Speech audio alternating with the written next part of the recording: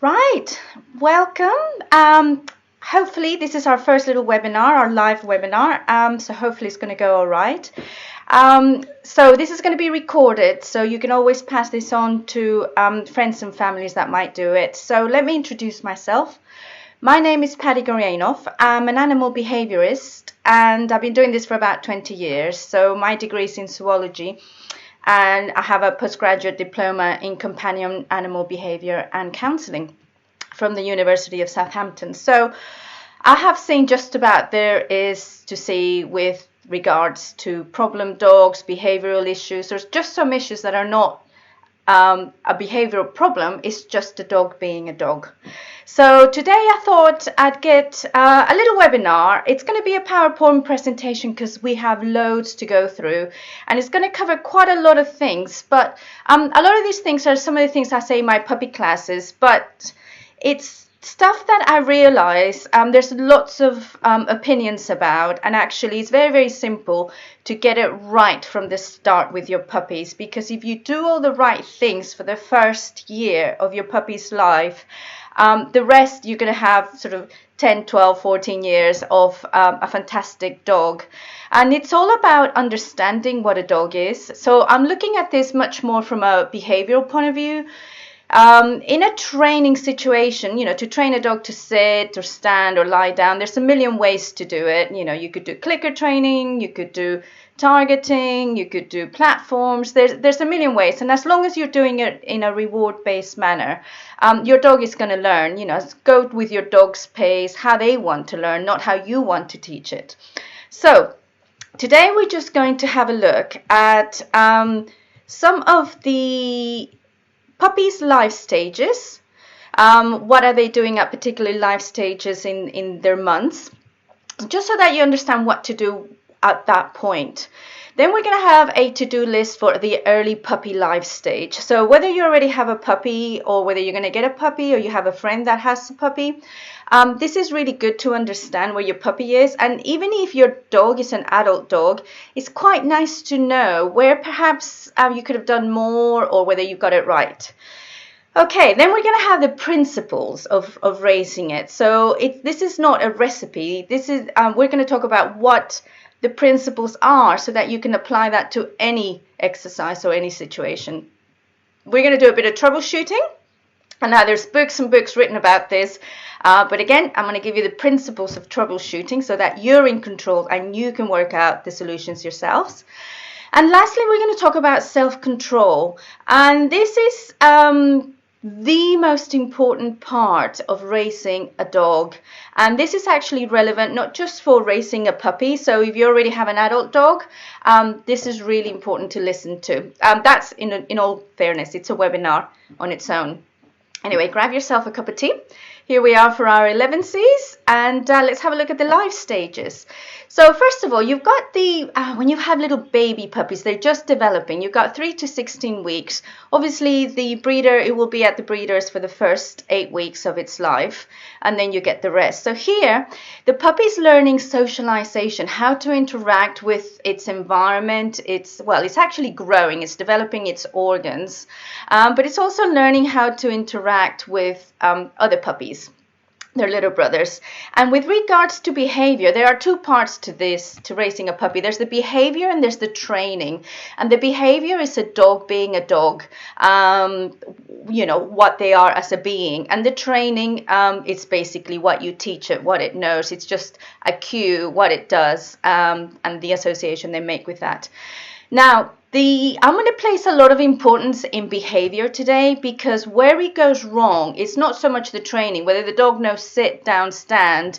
It doesn't matter too much, but what they are, the associations they make, and their behavior, that's what makes a dog a confident dog, a nervous dog, a fearful dog, an overexcited dog. And this is when the associations happen. Now, associations are really important in a puppy's life because they have survival value.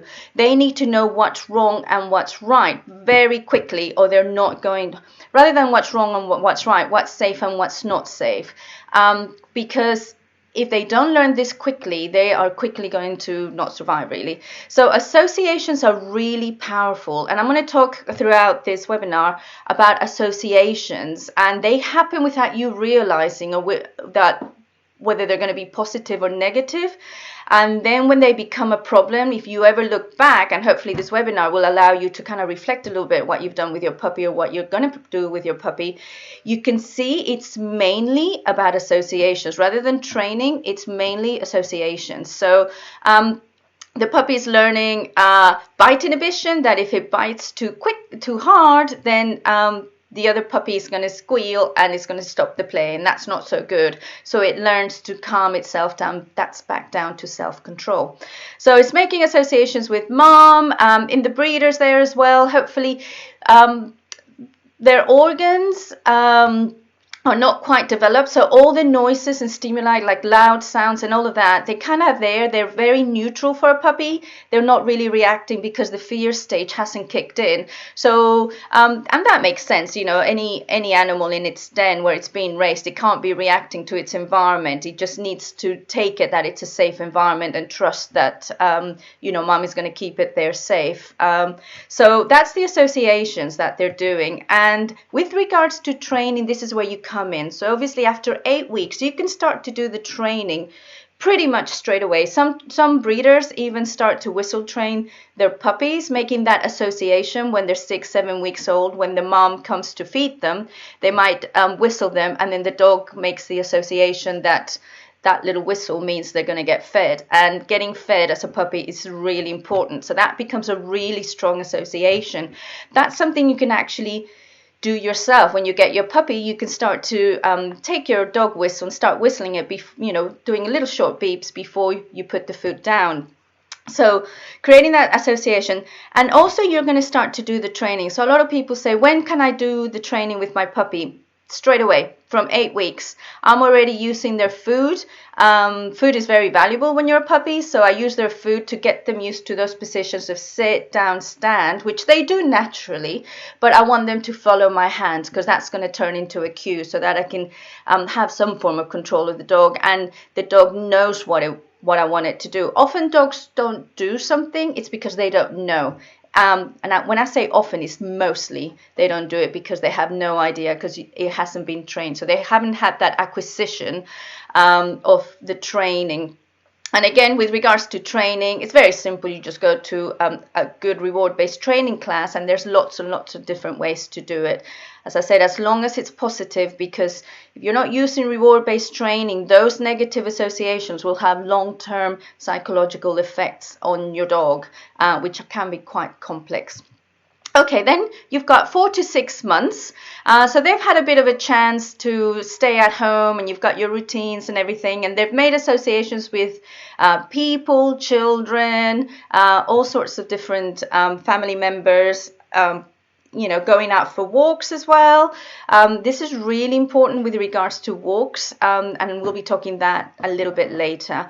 And then they're starting to get a little bit more resilient. So initially you're kind of habituating and socializing your puppy when it's really young, and then from to 6 months, you need to build that little bit of resilience in your puppy. A lot of people don't start to do the socialization or don't do it at all, and then they, you know, kind of take their dog out, and they wonder why that poor dog is jumping up or pulling, and it's just overstimulated because he hasn't encountered those stimuli when he was young. So it doesn't have any resilience. It doesn't know how to cope with those things. So if you've done it from the beginning, you can start to do more and more challenging situations, but you've got to take this slowly, because you can, if you suddenly in the first few stages of actually traumatize your dog by over socializing it, by putting it in situations where it can't cope, it's getting overstimulated, and that little vulnerable puppy can't do that. Often you get this with traffic. People just take the dog straight out into traffic, and it gets 1 or 2 or 3 scares because this big huge metal thing drives by. They become quite traumatized with walks. So socialization, you've got to be really, really careful with. So At 46 months, they're building that resilience. And with regards to training, again, I split this up. You're now looking at fluency. So you've spent quite a few, a couple of months teaching your dog to follow your hand, to sit down, stand, maybe do tiny little stays. And you want the dog to kind of preempt the hand movement. So they kind of doing, those muscles are nice and strong, and they're just expecting to do a behavior with that hand signal. So you're looking at fluency, where it kind of becomes, the analogy I like to use here is learning to drive a car. Initially, you've got the acquisition stage where you got to work out, the accelerator, the brake, the shifts, the turning, the windows, the mirrors, all of that. It just, you become overly stimulated and the brain just can't cope with it all. But with practice and practice and practice and repetition, what you get is you get neuropaths where you then become, the brain is learning it, and those neuropaths get stronger and stronger and stronger, and then you get fluency, and then you kind of drive the car without you realizing you're driving the car. Everything just becomes so much more easy. So that's something you a lot of people don't do that repetition with a puppy so that it becomes fluent, and then training becomes hard. So to get repetition, it's very, very simple. You just have your dog's kibble in your pockets all the time, and then you just practice little and often, because those little brains can't cope with long periods of time. They need to do little bits of learning. They're only tiny. And then you've got 6 to 8 months. This is the adolescence stage. This is the worst time for humans with regards to dogs.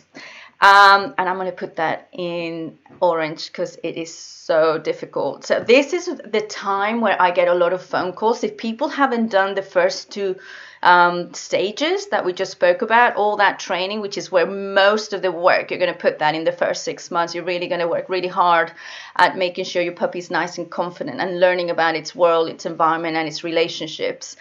Then what you get is a dog that is now starting to become an adult, because animals eventually need to become an adult like humans. They become adolescents and they start to need to be more independent, and it's really important for an animal to learn to be independent, otherwise it's never going to make it into the big wide world.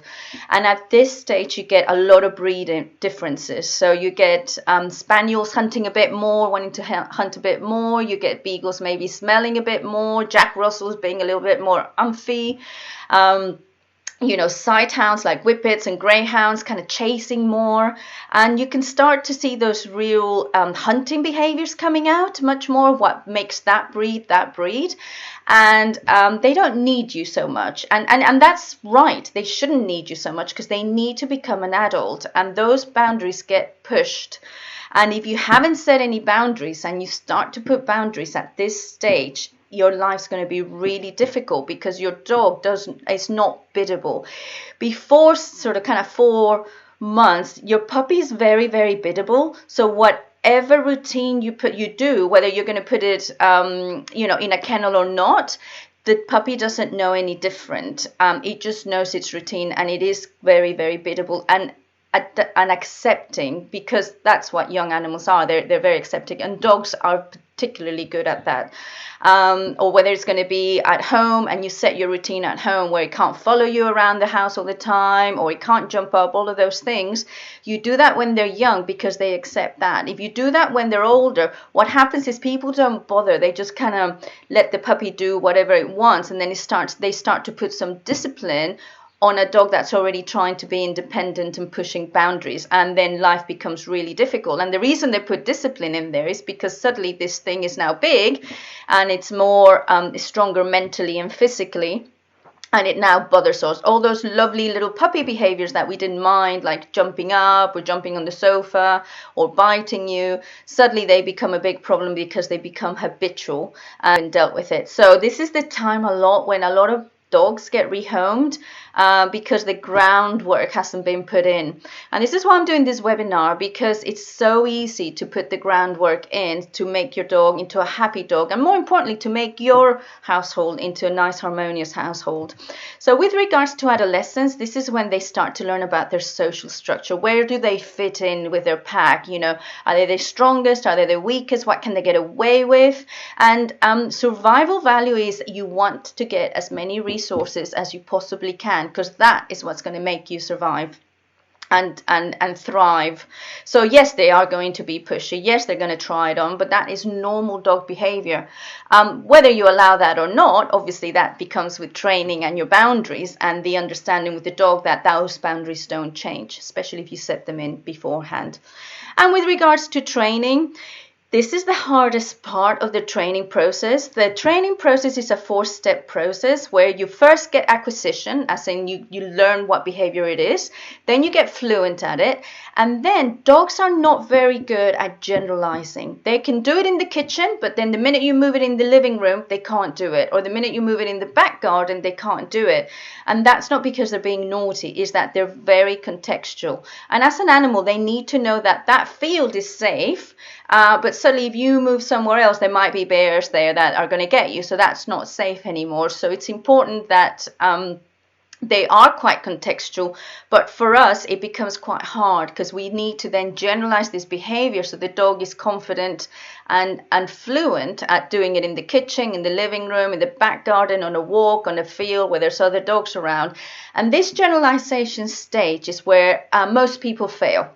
They think, oh, but it knows sit. You know, the amount of times people say, oh, it does it at home. Well, it's really nice that it does it at home, but it just means that you've practiced at home. And when do you want your dog to be well behaved? Well, you want your dog to be well behaved out and about, not just at home.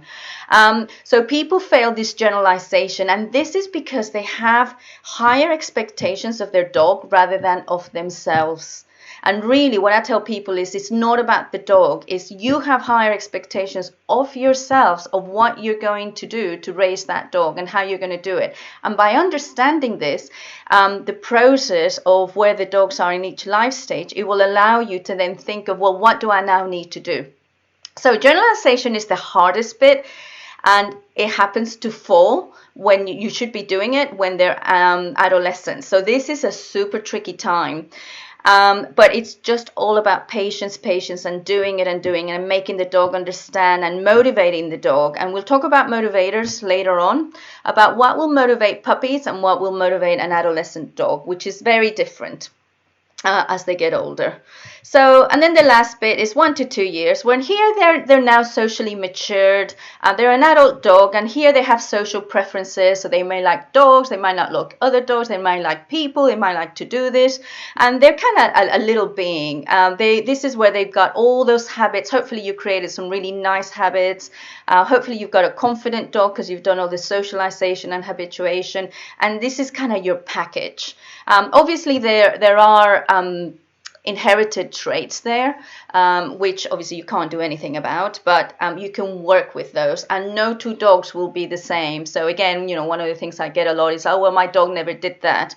Well, like no 2 humans are the same, no 2 dogs are ever going to be the same, and different training techniques will have to be done with different dogs. But more importantly, how you raise that puppy is going to be different with every single puppy. So remember, when you have a puppy, you've got to look at it from that particular dog's point of view, not for what you want or what you've experienced, but you look at what you've got there and there.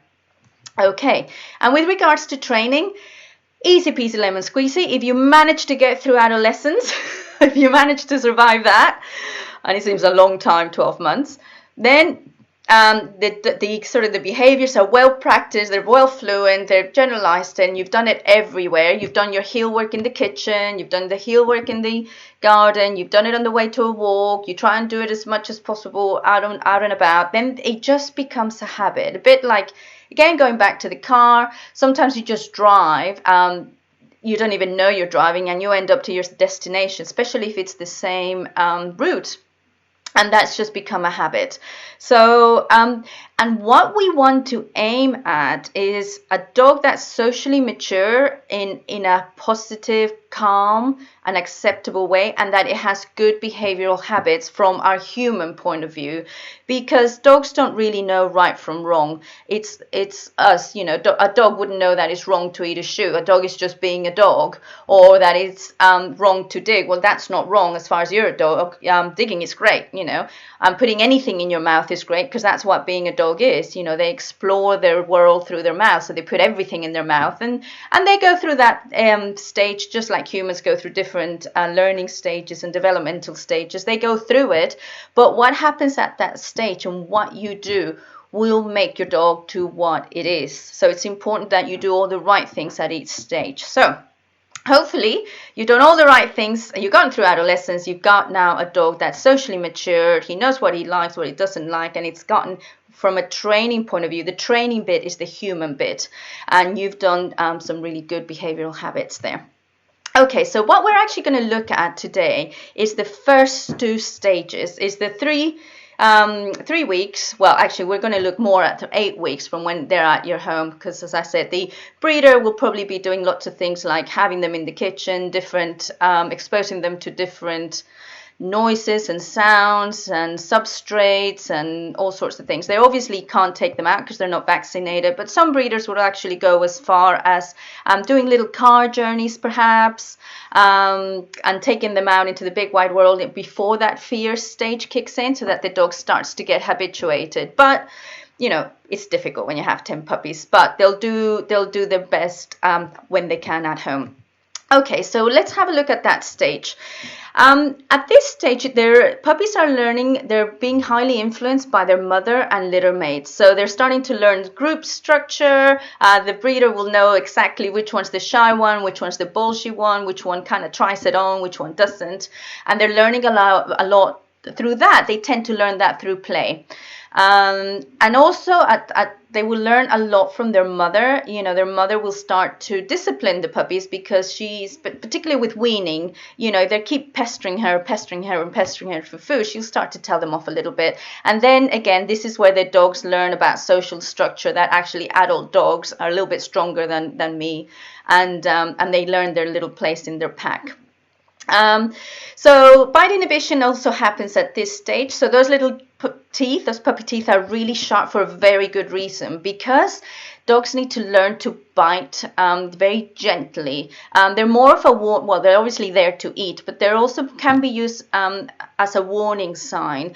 And social animals don't, you know, no animal wants to fight, because fighting means injury, which means generally death. If you can't hunt because you're injured, then you die. So actually there's a lot of behaviors that dogs do to kind of appease situations without actually causing damage. And bite inhibition is one of those. So what happens is, with their little brothers, they'll bite. Those puppy teeth are sharp so that they don't bite hard. So that tiniest bit of biting will actually really hurt. And the puppy will squeal, stop the play, because then, well, I'm not playing if you're going to do that. And the puppy then learns that says, oh, actually, well, maybe that was a little bit hard, and because I want to carry on playing, maybe I'll ease it down. And again, the influence of the mother is really, really important here, the associations, because this is why they say you should really look at mom, because there's a lot of social learning. So if the mom is anxious or aggressive or fearful to people or other things, or reactive, there's a huge amount of social learning, and those puppies will learn that. And that learning is not cognitive, it just happens naturally, it just goes into their brain. It's not something they really think about. And the learning they do initially, in that initial period, is very, very strong. It will stick for life. So it's kind of important. That's why they say look at the mom, make sure she's fine, look at them in their environment. Don't just look at a cute puppy in the pen. Okay, so fear, it is also, it's not just the social aspect that they're learning, it is also in the DNA. It is highly inheritable. So some of it is learned, some of it is inherited. So again, you want to be looking, hopefully do a little bit of your homework. But you, as I said, you never know exactly 100% what you're going to get. Okay, so that's the influence of mother and litter mates. That's what happens in the breeder. And then you now get your puppy at 8 weeks, and you do this socialization. Now there's a difference between socialization and habituation. Socialization is the puppy learning how to interact with its environment. So, do I approach it and bite it, or am I cautious, or do I do some submissive behaviors, or can I get away with, do I sit? Does this person like me to sit and I get rewarded? And all of those things, that's socialization, is what the dog does, the behavior of the dogs to interact with its environment, with other dogs, and with other household members. And actually habituation with, the whole word is socialization, but actually to me what's more important, much more important, is habituation. Habituation is learning to ignore the stimuli so that it has no consequence. And that is super important. I want to habituate my puppy so that it doesn't have to do anything. It doesn't have to make the decisions, do I do this, do I do that, or whatever, because that's actually quite a lot of stress for a puppy. I want to expose that puppy to environments where it has no consequence to the puppy, so that the brain, this is actually a physiological process, gets habituated to that. It's a bit like moving somewhere where there's a lot of traffic. At first, the stimuli, it's really obvious because the brain's not used to it. But after a week or so, you don't even hear it. Or, living on a flight path, it doesn't matter because you just get used to it. And that's important. The brain, that's a very important survival thing that the brain does, because it can't constantly be reacting to the same stimuli over and over and over again, because reactivity requires energy and you'll run out of energy and die. So the brain needs to know that, oh yeah, I've seen that 1,000 times, it's fine, it's safe, I don't care, whatever. And so this is where the breeder will do it ideally before there is some form of reaction to any stimuli. But later on, the fear stage, there's been a few studies that it's actually believed to be a little bit earlier. They thought it was a little bit later, but I think they thought comes in a little bit earlier. So your dog might react initially fearfully to maybe a sound, but what you do is you make sure that nothing negative happens, and ideally you want something positive to happen, but you just expose it to that sound over and over and over. Or those of sights, for example, cyclists, I get a lot of people say, oh, it's chasing runners and cyclists. It's because it's never just been habituated to seeing cyclists or people walking or cars driving. So habituation is really important. And how I kind of try to drill this into my puppy owners. It's not about dragging your dog everywhere. And this happens also in the professional dog world, where they just drag the dog everywhere. It must go everywhere and everywhere and everywhere. And that's actually, you can inadvertently sensitize your dog or traumatize it. And actually what they learn, remember, whatever they learn at this stage really, really sticks. And they don't really forget it. So what I tell my puppy owners is all about habituating your dog to environments. So just sit at a bench and have a coffee. And especially before, a lot of people don't even take their puppies out before it's vaccinated. Oh, I mustn't bring it down because well, you can certainly take it out from 8 weeks onwards in a bag, in your lap, sit on a bench and let your puppy see other dogs, not interact with them, see them playing, listen to them barking in the park.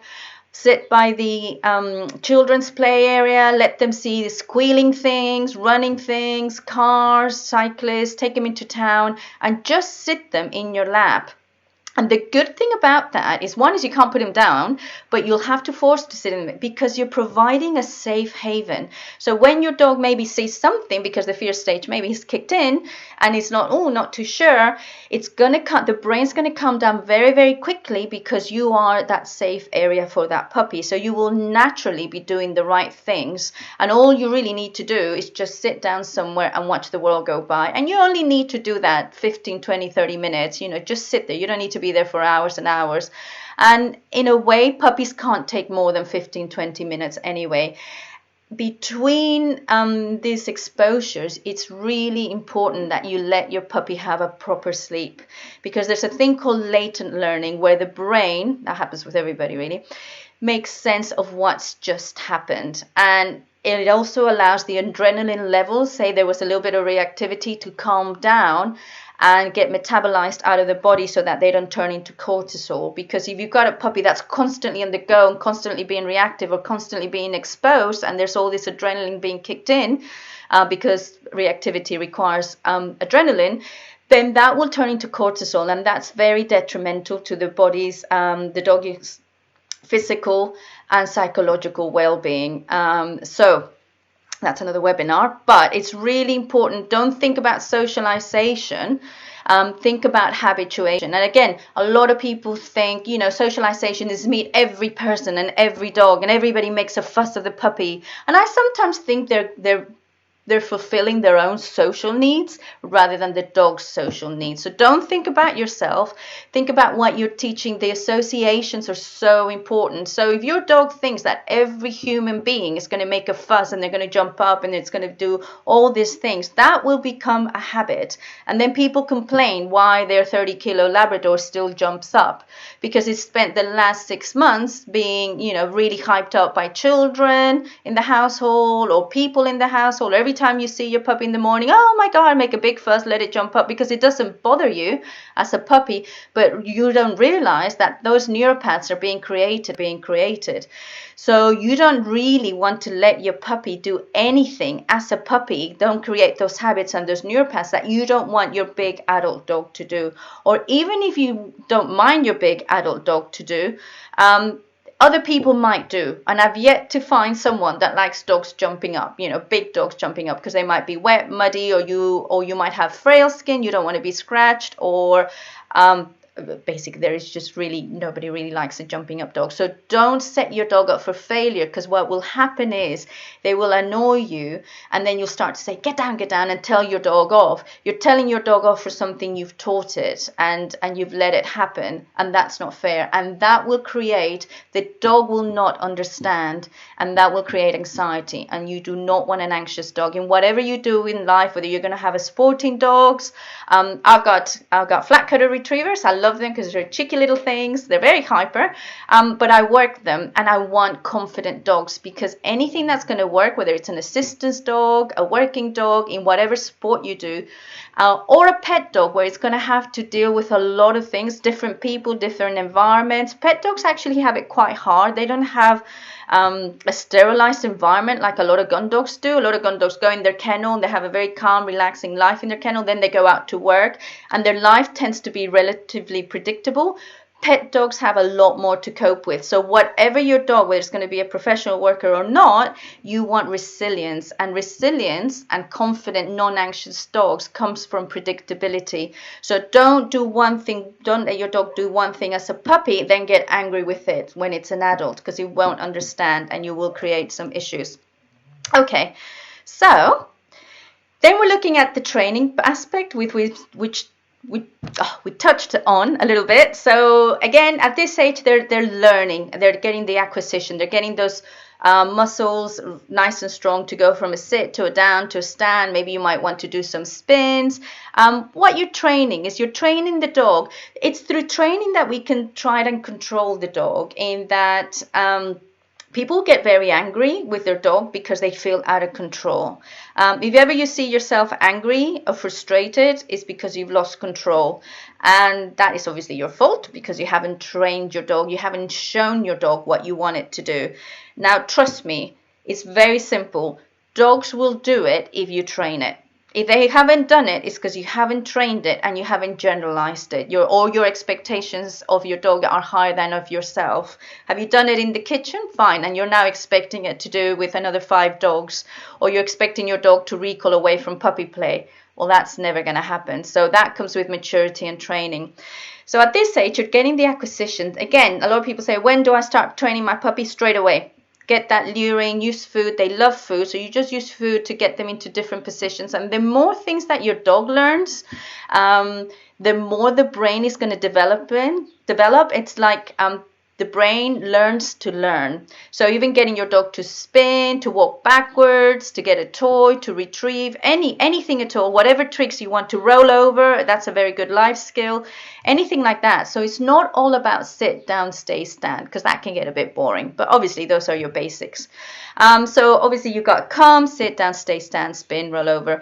Retrieve I put in kind of different color, because it's a great exercise to teach your dog. Now, whether your dog, whatever breed, when they're babies at this age, they actually do like to retrieve.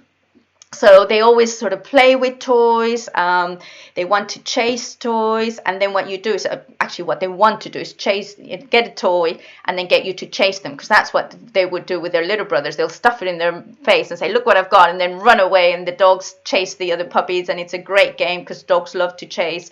Obviously, we don't want to do that. We never want to chase our dog, and we don't want that habit to happen, because that feels we're out of control and we'll never catch up really with it. So the nice thing with a retrieve is not so much chasing a ball. That's not a retrieve. A retrieve means chasing a ball and coming back to you. So the nice thing with a retrieve is they get that little fun bit of chasing the ball, but you're training the recall coming back to you, and suddenly you're now relevant. You're not just this thing that chases a ball, that throws the ball for them. You're somebody that they can come back and they're actually thinking about you. So when you do recall, the dog is actually, the focus is on you, and that's why the retrieve is really important, because again, once you've got that ball back or that toy back or whatever, you can either play tuggy, if it's a terrier, they love tuggy, or you can throw it again and get them to chase, or you can do little scent games. But you're never really going to get very far with games if you don't have a good retrieve. And as I said, regardless of the breed, they tend to be pretty good at it as puppies, because puppies like toys, especially if you got loads of toys and you really hype them up and you give them attention, not when they're asking for attention for whining and barking or anything that you don't want them to do.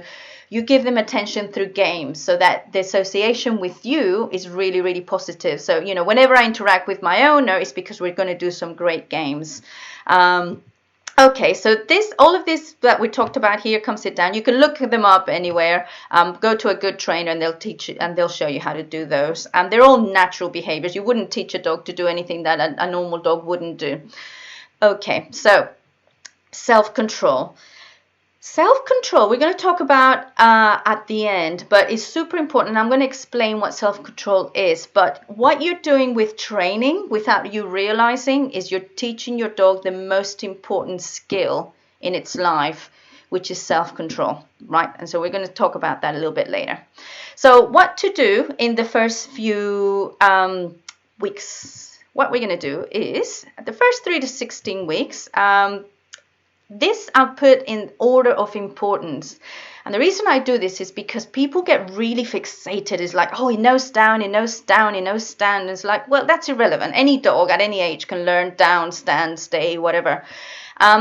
So this is why I'm putting this in the order of importance. When you first get your puppy, what's the most important thing is that you establish a safe haven for your dog. That is a normal basic skill that every animal needs. And if you're going to have a calm, non-anxious and confident dog, a safe, predictable haven, it's really important.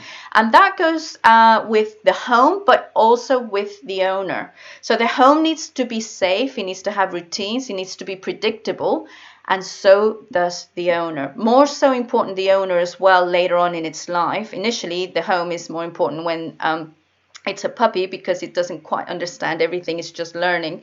But with the owner needs to be predictable and safe and positive. And because you want to be your puppy's safe haven. The puppy's got no one else, unless you have another dog and they've bonded with each other and you've let that happen rather than bond with you. It's spending more time with the learning from the other dog. And then the safe haven it will tend to do what the other dog does rather than what you want it to do yourself. That's just normal. Dogs are social creatures. They will always learn from their own species first before they learn from you, because it's a more natural thing to do. So at home, to create a safe haven, you want routine. And routine is all about predictability. And that goes with us humans as well. If we have a predictable environment or predictable people, we're much, much calmer. And that goes through routine. So I always tell families to actually sit down and make a list of what the routine is going to be, so that everybody does it, and what the house rules are going to be. So it doesn't matter what house rules you have, but they have to be house rules. And those house rules are going to be really, really important. 1, to create a safe haven, but 2, when the dog becomes an adolescent, it's going to try to push those boundaries. So if those boundaries, i.e. those house rules, never change, you're going to sort of fly through dog rearing. So with routine, some examples are crate training, sleep times during the day as well. This is really important, that your puppy, as I mentioned before, gets proper deep sleep. And that's why crate training at nighttime is important for your house training, so that they learn to hold it.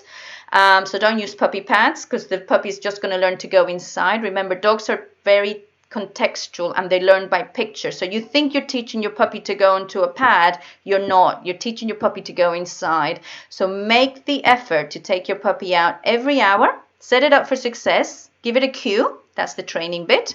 Go busy, busy, or whatever you want to say, and then it does, because it will in the morning, because it can't hold it, and then you give it a really nice treat.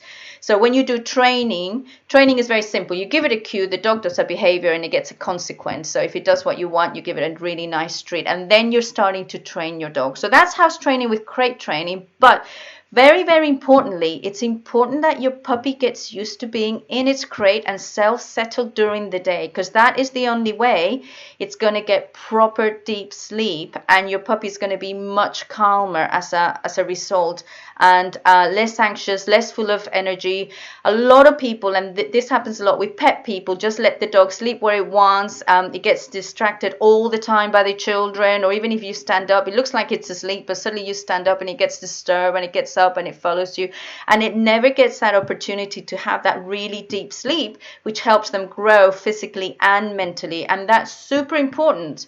What you're going to find is after 2 or 3 hours of your puppy being up and running and interacting, and the brain just going over the top, is full of adrenaline, and then it gets really bitey and a pain in the butt.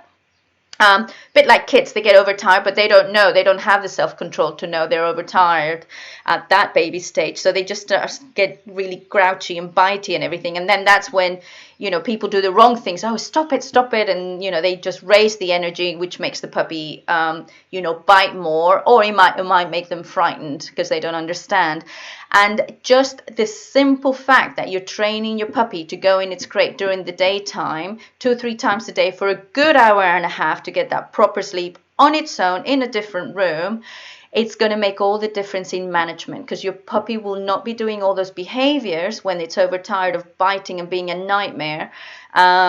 Because it's nice and calm. And we all know when puppies first wake up and everything, they're really lovely and soppy and everything. And again, this is all learning, this is all neuropath, this is all habits that the brain is learning without the puppy realizing. So get that routine of crate training during the day as well.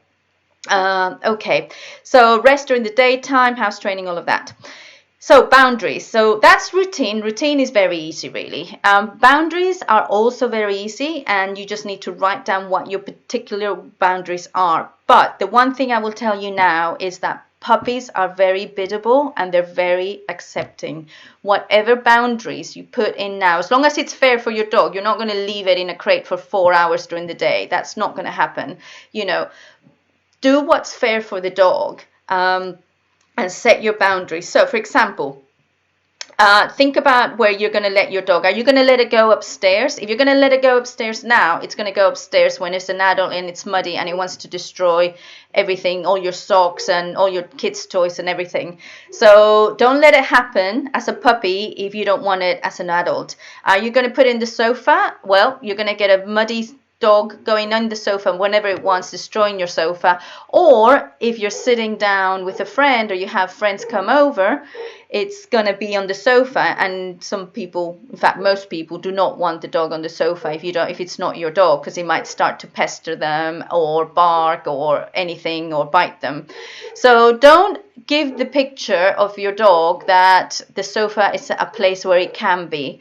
As a puppy, I always sit on the floor with my puppy on a mat. I have a little vet bed mat, and I give her the picture that in the living room, that's where we sit. And I give her plenty of toys that she can bite or chews or Kongs or anything like that. And she knows that the living room, the picture I give her, is on the floor. So initially, if you want your dog to be on the floor, you go down and you cuddle your dog on the floor and you create that habit. That's not to say I don't let my dogs on the sofa. I definitely do let my dogs on the sofa, mainly because I want the cuddles. Not so much my dogs. I want the cuddles. But they don't get to go on the sofa until they are 12 months old. So they've learned quite a lot. They've learned the routine. They know the discipline. They don't push the boundaries. They're pretty much doing, they know the routine and they're pretty much doing what I want them to do. Then I start to give them much more many more privileges. But it's not good giving them privileges and then taking them away, especially when you're doing this in adolescence, when they're going to be quite bolshy and they're going to push boundaries. That is the wrong time to do it, and you're just going to have a lot of conflict. And in some dogs, conflict will bring aggression, depending on their temperament and their breed. So you do not want conflict at all. So set your dog up for success. Don't set it up for failure, and don't try to undo things that you've done wrong. So get it right from the start. And that's why I call this webinar, to get it right from the start.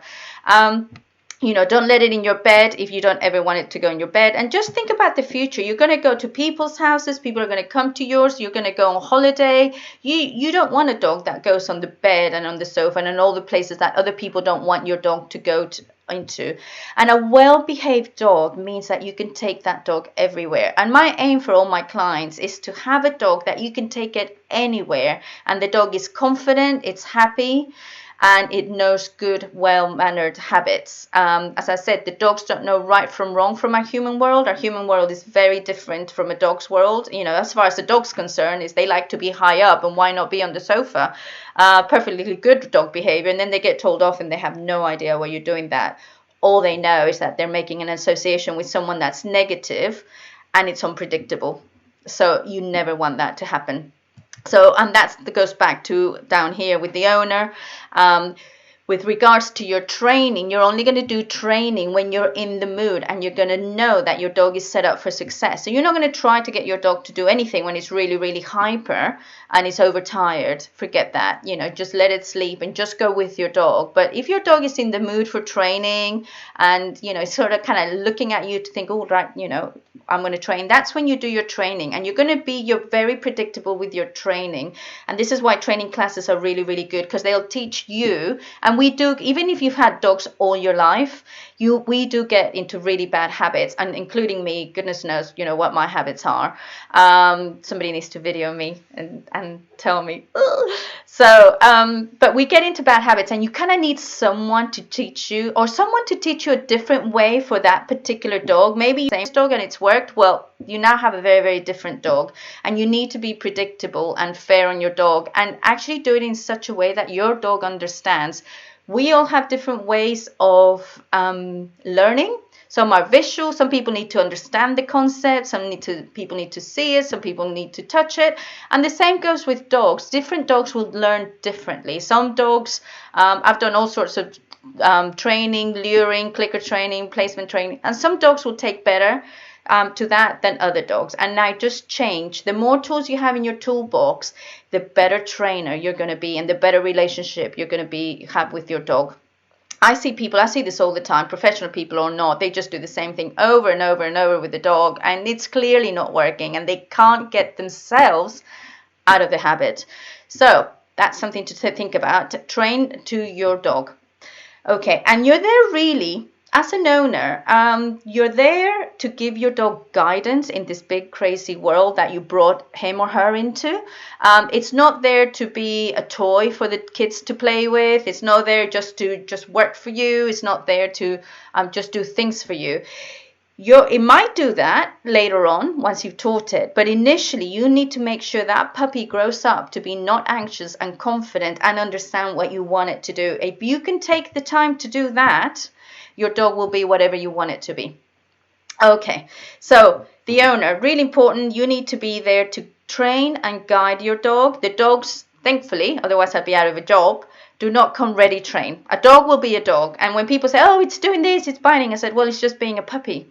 Oh, it's digging my flowers. Well, that's what dogs do. You got to accept that dogs are dogs, and they will do, especially puppies, as I said, as they get older, they kind of know their boundaries and their habits, and they won't do all those things you don't like. But as puppies, a puppy's being a puppy. And the fact that your puppy's being a puppy and deadheading your flowers and digging and exploring and doing all those things, it's a good sign, because it means it's a healthy puppy.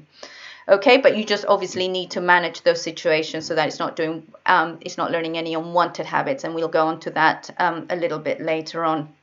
Okay, so you need to be the social safe haven for your dog. You need to guide it in situations where you're socializing. You need to teach your dog how to interact with its environment. So one of the things that I see all the time is owners just going like that, following their puppy, letting it puppy drag to see every person, every dog on the lead. It just drags to everything. And then they get 6, 7, 8 months old, and it's gotten to the habit that if I drag, I get what I want.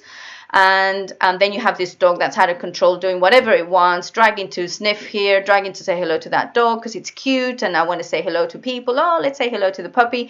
And you never taught your puppy self-control, that just because it wants to say hello to something or somebody, it's not going to get to do it. It may do it or it may not do it. You make the judgment on whether you're going to do it. But if you let it happen every single time, remember at this age, they're making really strong associations. And if the association is every time I see a dog, I'm going to pull over and say hello. Well, when it's 8, 9, 10 months old and it's 30 kilos and you suddenly don't, people don't want you to do that anymore because it's not a cute puppy, and you restrain it, then you're going to get a lot of lunging and barking and a huge amount of frustration levels because you're now taking something away that it's always had. Whereas if you never let it have in the first place, you're never going to get those frustration levels. It's a bit like, I always tell people, it's like, I don't have a Ferrari and I don't know what it's like to have a Ferrari, so I'm happy with that. But if I had a Ferrari and you suddenly take it away from me, I'm going to get pretty frustrated and angry with it. So that same thing goes with your dog. Let your puppy meet other dogs and people, but do it in a controlled way. Remember, your dog is learning how to interact with when you're socializing with people. So if you're teaching it to just drag you to them and then jump up on them and get really excited, that is what it's going to do. And then don't complain about it when it does it to everybody that doesn't like it. And then you're now having to get really frustrated yourself. And you're making so much work for yourself if you do that, because actually undoing behaviors, dogs don't know right from wrong, as I said. So I can't erase a dog's mind. Once you learn to ride a bike, I can't erase that. You will know how to ride a bike forever. And once a dog learns that they can jump up on people or they can drag you to see other dogs, you can't erase that. You kind of have to teach them something else to do. And that will make your dog rearing much, much harder, and it will take a lot longer. So get it right from the start.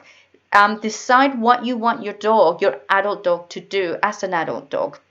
But be fair on your puppy. You're not going to deprive your puppy of people or dogs. You're just going to guide it in certain situations. So, for example, for me, if my dogs are off lead, I make sure I'm in their safe environment and the dogs are safe. And ideally, I like calm adult dogs. So my puppy learns good dog manners. Adult dogs, calm, well-socialized dogs, will teach your puppy how to behave, and they learn a huge amount from social learning. And they're allowed to play and interact and walk off lead on footpaths and all of that. But if my puppy is on lead, then from day one, I teach my puppy that if you're on lead, you're with me. You're not going to say hello to everybody or everything. You're just going to walk with me. And then later on, as it is able to get a bit more self-control and it's not making those associations, I want people and dogs walking by to be neutral. I want her to habituate to that. And I don't want her to learn that just because it's there, she's going to interact with it. Because you have 3 30-kilo flat coats in your hands and they want to say hello to every dog and every human. It's going to be fun to watch. Right, so habituation. So this is order of preference. You're establishing a safe haven for your dog first and foremost. That's a basic need for your dog. Obviously, that goes with a good diet, water, crate, a nice comfy crate that is a nice den, really comfy, lots and lots of toys so that when it bites the toys and not you. So never play with your hands. Remember that association with hands. Hands must be calm. They must not mean that they get bitten. Don't roughhouse with your dog, because the association is that this moving thing's called hands that bite, and then people complain why they're biting their hands because they roughhouse. So whenever you those puppy teeth, if you don't want your dog to bite you, then you always put a toy in there and play tuggy, and the interaction is with the toy. Things come alive when you have a toy in your mouth, not when you're biting me. You just ignore that and make it completely neutral so that the puppy eventually gets bored and goes and does something else. So habituation is what we were talking about, is just sitting there watching, let the brain know that these things are around, but there's no consequence, positive or negative, it's just there. So you want to do that with a lot of, I get a lot, because I live in the countryside, a lot of dogs that chase cars. So it's because they never bother to go into town and sit there with their puppies. Trains, and you want to do this quite far away. You don't want to do it somewhere where your dog's going to constantly be startled. You want to do it at a distance where it can cope. And of course, if pre-vaccination, you're going to have it in your arms, and then post-vaccination, maybe you're going to sit down and take its bed and have it give it a chew, give it something to do. Obviously, puppies can't just sit there for hours. They need to do something. So give it a chew or a Kong and just let them see the world go by. I go on a park and I do this with my puppy so that she can see puppies and other dogs, just go around and play. And she doesn't necessarily need to interact. She can just watch. And then socialization was what I said. How do you want your dog to interact with its environment? Do you want it to be nice and calm in cafes? Or are you going to let your dog just, lunge and bark and want to say hello to everybody? So you need to train them, show them what to do. With people, you need to do the sit to greet. You need calm greeting. So those associations are nice and calm, and they don't suddenly see something and get really excited. With other dogs, nice, calm adult dogs, maybe walk past dogs, so if dogs are of no consequence. Okay, so, and then we move on to training. So order of importance, then training is last, which is really surprising because people are always focused on training. And actually training can happen at any age. So with regards to training, obviously the first thing you need house training and crate training. That's really important. You do that straight away. But basic obedience and good habits, you can do that straight away. But the focus is to create a non-anxious, confident dog, because like yourself, if you're ever anxious or nervous, you can't learn. The brain can't function, or you're fearful. Whereas if you're nice and calm and happy, everything goes in. And you want to get your dog to that state. So for whatever you do, whether it's going to be an assistance dog, a working dog, or a good pet dog, you want that dog to be nice and relaxed, and its environment to be predictable, and you to be predictable, and so that the dog learns what you expect of the dog. But it needs to learn. You need to train it. Okay, so then we come to 46 months. This is when they're getting resilient. So don't mollycoddle your dog. This is where you start now to let it can become more resilient, because that's normal. But resilience is important, because otherwise they're not going to survive. So you start to take them into maybe more challenging environments. People maybe start to get your dog to interact independently with other people, so you're not always there. But obviously you're controlling the interactions. Again, with other dogs, if they get a little bit bowled over, as long as it's all done in a good way, in a positive way, and it's not getting, bashed about and a bad association, then, dogs need to learn to just kind of roll over, shake it off, and carry on playing. So again, do not over cuddle them, but be very careful that you also don't make a negative association. So calm adult dogs, you can't go wrong with calm adult dogs. Again, at this age, you're going to do more habituation, more and more, but maybe more challenging environments.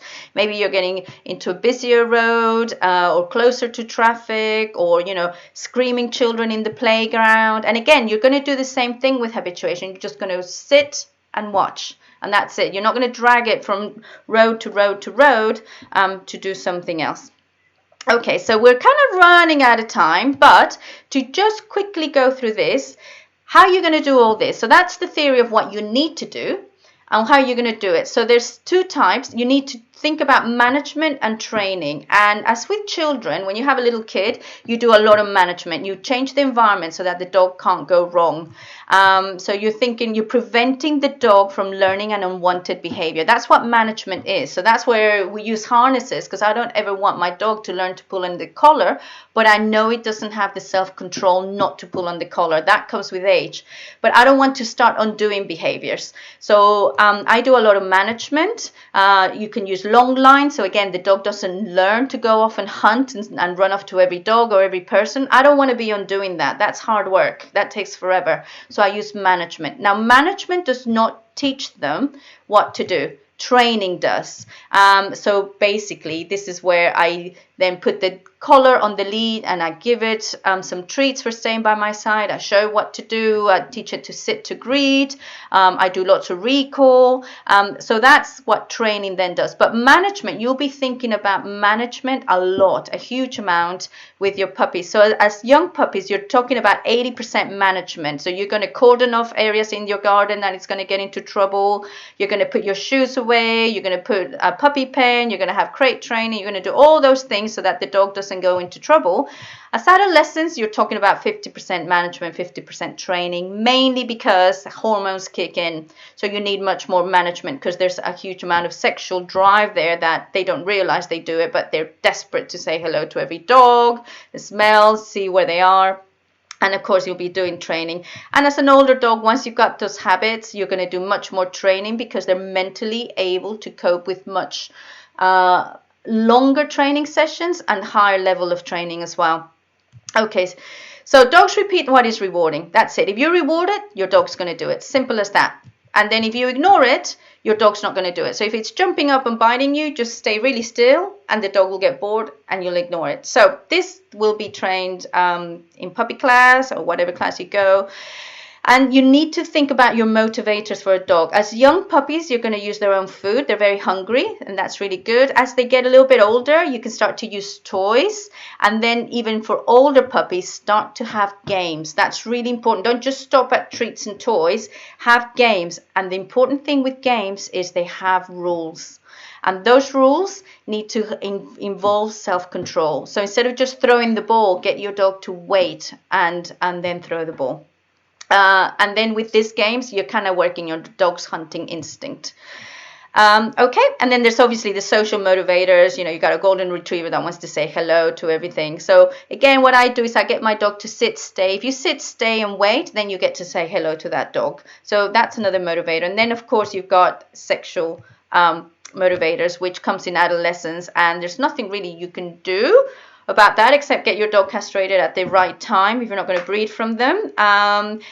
And what happens with the sexual motivators is we stop them from having it and they get very frustrated. So you get dogs, you get a huge amount of frustration when they have that.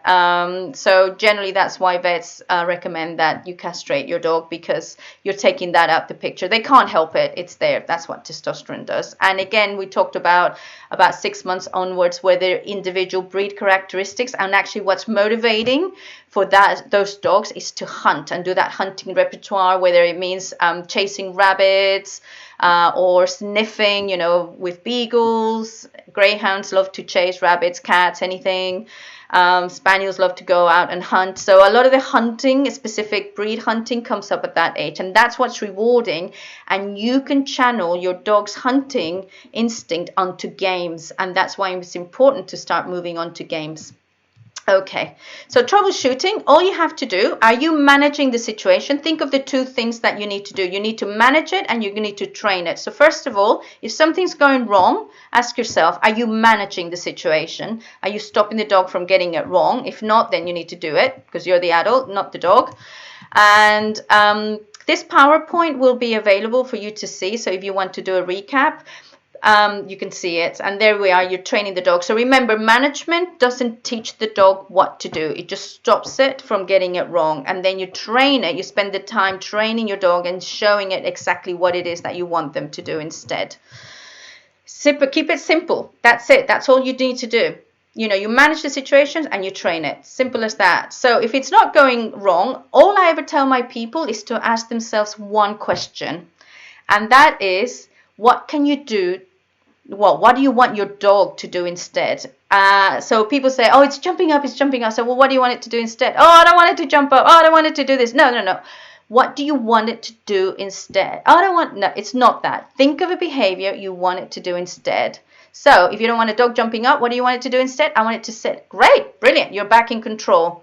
Train it to sit, right? If you don't want your dog to lunge at other dogs, one is hit yourself for making a bad association with the dogs, but letting it say hello to every dog. But now you can start to put the self-control and teach it to just walk beside you, and you train that, and you use rewards, and you motivate your dog to do what you want it to do instead, bearing in mind it's going to be really difficult for your dog to get that self-control away from what it really wants. Okay, so very briefly about self-control, the last bit is 90% of problems are due to a lack of self-control. 90%, that's a huge amount. Any kind of behavioral problem you tell me, I can probably link it back to a lack of self-control, which means dog self-control. What is self-control? Self-control is the ability to regulate your emotions and behavior in face of temptations and impulses. So if the dog sees another dog, there's a temptation and an impulse, and has it learned to regulate its emotions, to hold back. And that actually, it's a cognitive process. They are not born with this. This is something that you need to do through habituation, socialization, and training. It needs to be learned. This is very important for hunting dogs. That self-control, where they need the impulse to hunt, is so huge. And that's why a lot of people that work their dogs do a lot of self-control. They let them have the reward, but it's the ability to delay that reward, is to just hold back a bit, do something else, and then you get your reward. And that needs to be taught. And you do that through training. So there could be different rewards. First of all, when they're puppies, it's physical rewards, treats and toys, and obviously a bit of social. And as they get older, it becomes breed-specific characteristics come, and that's what the reward is the ability to engage in a behavior that they want to do. So the ability to chase, the ability to hunt, the ability to sniff, all of those things are rewards when your dog is a bit older.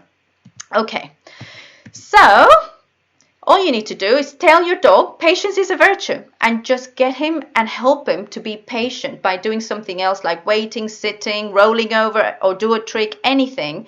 But just be patient, just hold out, and reward it for holding out, bearing in mind it's difficult. And then you're going to get to do what you want to do, whether that's a treat, a toy, a game, or the ability to hunt. So I'm just going to very, very briefly play some of the things I do with my puppies. So this was my puppy at 8 weeks, and I taught her, I wanted her to make really neutral associations with her environment, with my other dogs. I wanted her to know, because I knew this was going to stick, that my dog was just going to sit there and do nothing. And you can see she's exploring. There's loads and my dog, when I have a puppy, my house looks like a gypsy site. There's toys everywhere, because those teeth need to target those toys and not me.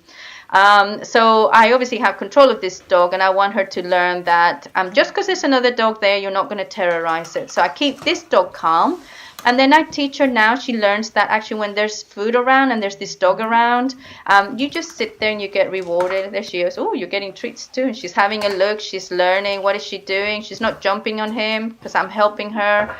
I'm focusing her on the food. You're going to get it as well. So patience is a virtue. Patience is a virtue. Then I teach them, this is really important, dogs, that just because they have something in front of you does not mean you're going to have it. Again, lots of self-control there at 8 weeks. So I always try to have food in my hands and at all the time. So the temptation's there, but my dog always has to do something for it, because I want loads and loads of self-control. And then you'll see that she jumped up. I didn't say or no or anything like that. I just said, not going to work. You're not going to get it. And then when she sat calmly and didn't jump up, there we go. I'm holding out. Is she doing? Yeah, bit of self-control. Then you get it. Lastly, well, not lastly, another thing I do is, again, another bit of self-control. There's a big bowl of food there. Yum, yum. We like food. But you're not going to get the food. You got to focus on me. You got to focus on my hand. And I spend quite a few weeks when they're puppies just feeding them from my hand through different sits and stands and downs, and just get that muscle memory, because I know my puppy will work for food at the moment. So I'm going to take that opportunity where they're hungry and they really like their kibble to just get this muscle memory and this fluency, and at the same time learn self-control. So I don't want her to associate just because there's a bowl of food there that it's going to be yours. You got to work for it, and you got to focus on me. And lastly, we are going to look at, there we go, where's the next one? Here we go. A little bit of more self-control, where I now make it a bit harder. So again, just because there's food in front of you or in front of another dog does not mean it's going to be yours. So you have to control yourself and just wait for the food to come your way in higher distractions. So if you have multiple dogs, this is a great thing to do. Or even if you have friends' dogs, I get them, you know, a lot of people do this. It's a great thing to do. Get them all sitting and each one gets a treat. You know, you can even say their name if you want to, or they just have to wait until their treat comes their way. Again, lots of lovely self-control. Another self-control exercise. Again, this is all training, but it's all self-control. I don't want my dogs to associate the front door being open with rushing out, because the last thing I want is 3 flat-coated retrievers out in my cul-de-sac. And I teach her. So this is training and associations as well. Just because there's the door being open does not mean you're going to go out. And I just keep rewarding her. It just happens to be kibble. I start straight away and I do it every day, 2 or 3 times a day. And then it becomes a habit. The association and the expectation for that puppy after a few weeks is that just because the door's open does not mean you're going to come out. I see this a lot. People are in a rush to get out. You know, they grab the lead, they open the door, and off goes the dog. And the dog associates the door being open with the best thing ever, which is a walk. I want to create this association to be very neutral, as in nothing exciting happens. And lastly, you can start to get your dog as they get a bit older. Little Suri there is now a little bit older, and she wants to go through that door because that's where my dogs are. I'm now going to get her to work a little bit more for what I call life rewards. So it's nothing physical. It's not a toy or a treat. It's now something you want to do. So you want to go out the back garden, you have to sit and wait. You want to go through that door, you have to sit and wait. You want to go through the front door, you have to sit and wait. Same sort of thing out the back. Out of the back of the car. Do you want to be let off free? Well, you have to sit and wait whilst I unclip the collar. Do you want to say hello to that person? You have to sit and wait. So start to incorporate all those lovely self-controls as good habits, because that's what's going to keep your dog it's going to keep him calm and pretty much well-mannered. And of course, because you'll be doing lots of training, it's going to be really, really well-mannered. So we ran out of time. I want to thank you for joining us on this webinar. I didn't allow the comments to be put live just to make sure there were no spammers. But if you want to comment, obviously, hopefully you like the video, so like it. But if you want to comment and you have a couple of questions about what we spoke about in this webinar, then please do put a comment in there and I will reply to you in the comment section. And enjoy your puppies, and look back onto this PowerPoint presentation, which I will put so that you can have access to it in future. And enjoy your puppies. Just remember, you get out what you put in. So bye for now.